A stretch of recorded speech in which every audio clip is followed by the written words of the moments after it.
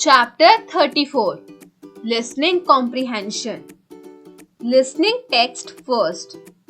Windsor Palace is the world's largest and oldest continuously inhabited castle, occupying over 484,000 square feet. It is over 240 times the size of an average house. William the Conqueror built the first castle on the grounds between 1070 and 1086. But the castle that exists today was largely built by Edward of Windsor in 1350. Edward of Windsor authorized the construction of a new keep, a large chapel, and new fortifications. From a distance, the castle appears dominated by a massive round tower in its center. In 1475, King Edward IV authorized construction of St. George's Chapel as a cathedral and royal mausoleum. The chapel became an important destination for pilgrims in the late medieval period and is probably the most famous of the structures within Windsor Palace. During the 1500s and 1600s, Windsor Castle was damaged as a result of various wars. In 1660, however, Charles II became interested in restoring the castle and laid out plans for the Long Walk, a 3-mile-long avenue running south from the castle.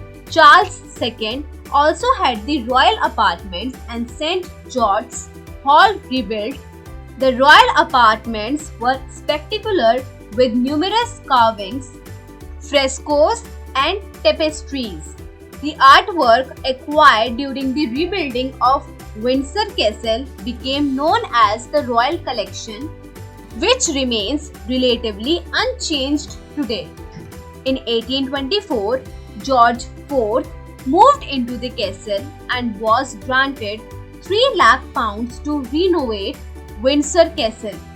The entire castle was remodeled and the architect Geoffrey Whitewell succeeded in blending the castle to seem like one entity rather than a collection of buildings.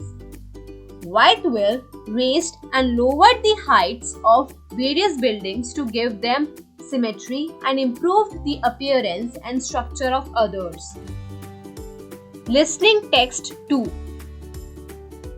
Alfred Hitchcock was a man with vivid imagination, strong creative skills, and a passion for life. With his unique style and God-gifted wit, he produced and directed some of the most thrilling films that left the audience swooning with fright and falling off their seats with laughter. Alfred Hitchcock was greatly influenced by American films and magazines. At the age of 20, he took up a job at the office of Paramount Studio, London. Using imagination, talent, and dedication, he made each of his endeavors a success. He took great pleasure in working in the studio and often worked all 7 days a week. He moved to USA in 1939 and got his American citizenship in 1955. Here, he produced many more films and hosted a weekly television show. No matter from where his ideas came, whether a magazine article, a mystery novel, or incident, his films had the typical Hitchcock touch, where the agony of suspense was relieved by interludes of laughter.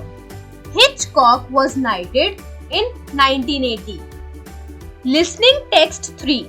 Atithi Devo Bhava.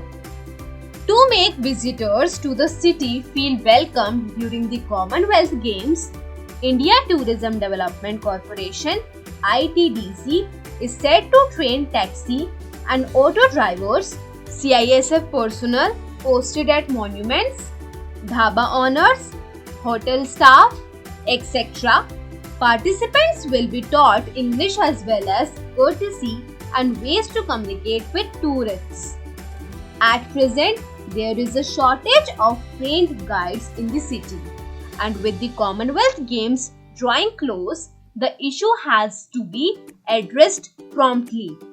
With hundreds of historical sites to visit and each monument boasting its own unique history, foreign nationals are often left to fend for themselves and depend on tourist books and brochures for information. Language is another problem. Quite a contrast to facilities offered in tourist sites in Western countries, where trained guides proficient in several languages are easily available to aid visitors apart from ground guided trips at regular intervals. Although the Archaeological Survey of India (ASI) plans to introduce audio guide services in 5 languages at some World Heritage sites, our experts point that not a single monument or tourist place in the city has an interpretation center where tourists can come and get all information pertaining to a particular site. ASI is also in the process of bringing out more brochures and guides for foreign visitors in the city. Experts say such facilities are crucial if the government wants to promote Delhi as a heritage city. Various agencies like INTACH, INTEC are also involved in the plans. Under ITDC's plans, etiquette training for the games will also be provided to residents who offer rooms to foreigners under Delhi government's bed and breakfast scheme. House owners will be given hospitality related training and a brief of Indian tourism scenario.